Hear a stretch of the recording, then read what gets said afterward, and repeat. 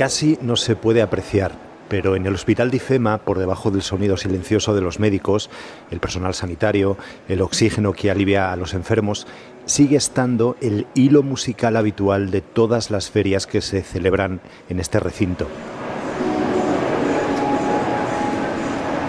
Sí, sigue sonando, Carlos. Es un poco chocante porque el silencio es ensordecedor hasta cuando los médicos o las enfermeras o los celadores salen pues, a un café o a echarse un cigarro. No hablan entre ellos o hablan muy bajitos. Sin embargo, el hilo musical sigue. Entonces es un hilo musical un poco chocante porque, bueno, lo que tienen los hilos musicales, ¿no? Belén Fernández es periodista del País, de la sección de vídeo. Hoy ha estado en IFEMA con el cámara Álvaro de la Rúa, porque en las últimas horas de allí nos llegaron estos otros sonidos de sanitarios cambiándose hacinados en un espacio muy pequeño o de colas para recoger equipos. La verdad que no hemos tenido esa impresión de caos organizativo. Nos dicen que es el primer día de organización, con lo cual es verdad que no hemos visto esas colas y no hemos visto tampoco un lío organizativo muy grande. ¿Habéis podido hablar con alguno de los responsables del hospital?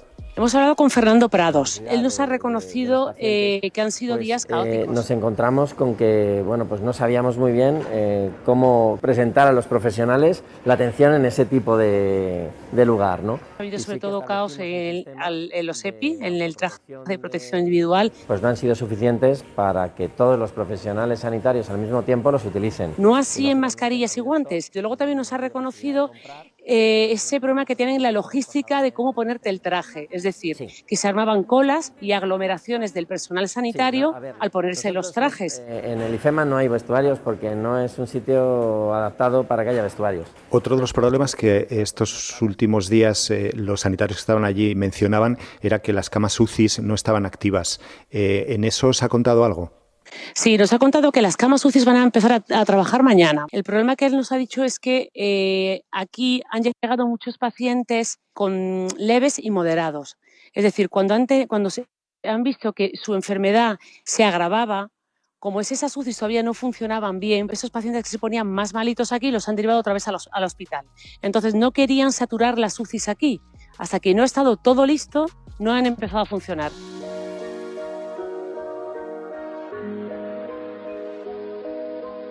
Con los hospitales saturados, muchos de los médicos que están en IFEMA son médicos de atención primaria de los centros de salud. Unos 260 están ahora mismo allí esta semana. Uno de ellos es Alberto Cabañas. ¿Qué te esperas encontrar en tu próximo turno cuando llegues a IFEMA? Esa es la gran pregunta que nos hacemos los que vamos cada día. Hoy estaba hablando ahora con unos compañeros y no había ni siquiera planillas todavía de a qué control o a qué parte de cada pabellón va cada persona, con lo cual cada día vamos sin saber muy bien qué nos vamos a encontrar. Alberto, el principal problema que tú ves es ese. Llegas allí y ¿qué haces? ¿Quién te dice qué hacer?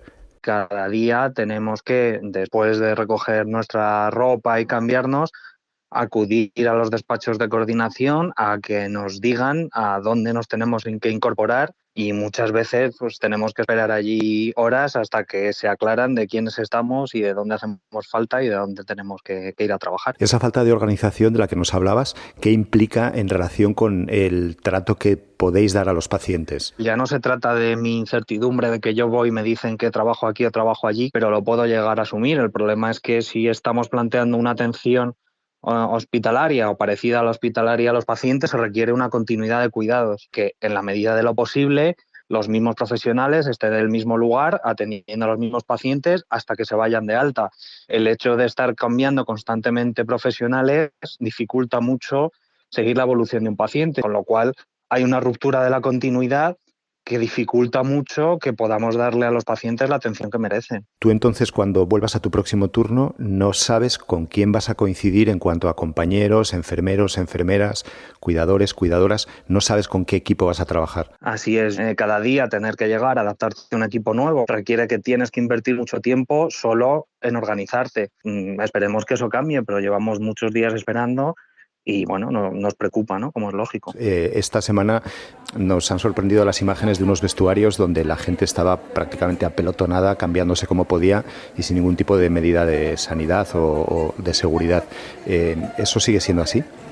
Hoy han cambiado los vestuarios de localización, han incorporado unas taquillas, pero igualmente las imágenes que he visto hoy, el espacio sigue siendo insuficiente. Con el espacio que hay, si tuviésemos que respetar esas distancias, nos llevaría horas simplemente el cambiarnos de ropa. Hemos hablado con la gente de IFEMA, del hospital, y nos dicen que esto ha sido un problema puntual, que solamente ha pasado este fin de semana y que ya está resuelto, que es una cuestión que está ya superada. Yo lo que te puedo decir es que primero no ha sido una cosa solo del domingo, porque al menos desde el viernes que estamos los médicos residentes allí ha sido así. Entendemos las limitaciones de espacio, pero bueno, creemos que hay que intentar ir avanzando en eso, porque cada día que pasa y no estamos tomando las medidas para mantener las distancias, es un día que estamos aumentando el riesgo de contagio entre nosotros. ¿Tenéis los equipos suficientes para trabajar? Equipos en cuanto a protección, en general sí me consta que ha habido algún problema que sí que ha sido puntual, en el que algunos de los equipos que se facilitaban no tenían la impermeabilidad suficiente, aunque creo que finalmente se pudo solventar. ¿Las instalaciones en las que están los pacientes cumplen un mínimo, incluso dando por hecho que este es un espacio muy particular, muy de emergencia, muy especial? Yo creo que esa situación sí que ha mejorado. Si es verdad que el primer pabellón que se habilitó, que era el número 5, no eran unas instalaciones muy adecuadas, se hicieron muy deprisa, no había biombos de separación, no había baños para que los pacientes se pudiesen asear. Creo que eso sí que ha mejorado y se han intentado construir unos módulos, pues bueno, un poco más dignos y que permitan una atención pues mejor. ¿Qué sucede si un paciente empeora en su estado, de los que ingresan en un estado leve o con pocos síntomas y hay que trasladársele a la UCI? Ahora mismo el hospital no tiene capacidad de atender a un paciente que entra en estado crítico, es decir, un paciente que consideramos que si se pone peor es candidato a tener cuidados intensivos. Ahora mismo no disponemos de ello. El traslado se tiene que hacer coordinándolo con el hospital de referencia del que vino el paciente para intentar devolverlo a esa unidad de cuidados intensivos, y para el traslado se utiliza una UBI móvil de la que disponemos, que solo disponemos de una, porque claro, el resto de UBIs móviles tienen que seguir prestando el servicio habitual porque siguen necesitándose. Entonces, sí que las camas están ahí, pero claro, una cama de UCI no es solo tener la cama, hay que tener al personal que sepa llevar una cama de UCI, que es una tarea muy específica, muy concreta y que requiere un perfil y unas habilidades que no tiene cualquier médico. Hoy nos contaban también desde la comunidad que mañana van a estar ya operativas una decena de camas de UCI de las que están instaladas. ¿Crees que eso va a arreglarse? ¿Que eso se va a solucionar? Yo espero sinceramente que sí, porque realmente es una necesidad. Podemos ver complicaciones a los 7, 10 o incluso 14 días del desarrollo de la enfermedad, con lo cual a nosotros nos parece importantísimo disponer de ello. Pero quizás si todavía no estaban disponibles o no era posible, no habría que haberse apresurado a aceptar tantísimos pacientes. Cuantos más tienes, más probabilidades tienes de que uno esté crítico. Con lo cual yo creo que tiene que ir parejo el número de estables que asumimos con la capacidad de atenderlos en caso de que entren en estado crítico. ¿Podríais negaros a ir a IFEMA para continuar el trabajo en vuestros centros habituales? No, porque bueno, en virtud del Real Decreto por el que se instaura el estado de alarma, el SERMAS, el Servicio Madrileño de Salud, puede disponer de sus profesionales como convenga, y en este caso han considerado que éramos más necesarios allí que en atención primaria, y nosotros tenemos que obedecer la orden que se nos da de acudir a trabajar al puesto que sea. Alicia Martín es la presidenta del sector de atención primaria de AMITS. ¿El personal de atención primaria es el más indicado para estar en un lugar como IFEMA? Somos conscientes que las necesidades empujan a todos los profesionales a tener que estar donde se nos destine. IFEMA es un trabajo de planta hospitalaria, los hospitales están absolutamente saturados. No sería la mejor opción, en principio, quitar médicos de los centros de salud para llevarlos a otro sitio, pero entendemos que la organización de un hospital de esas características es tremendamente difícil que todos los profesionales estamos yendo donde se nos necesita y voluntariedad y vocación no nos falta. Lo que nos falta son medidas de seguridad para protegernos y organización.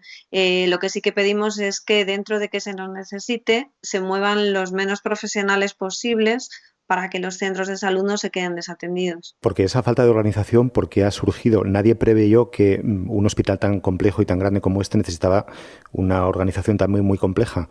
A ver, el problema es que hay muchas estructuras que se mezclan, pero sí que es imprescindible una coordinación desde todos los niveles.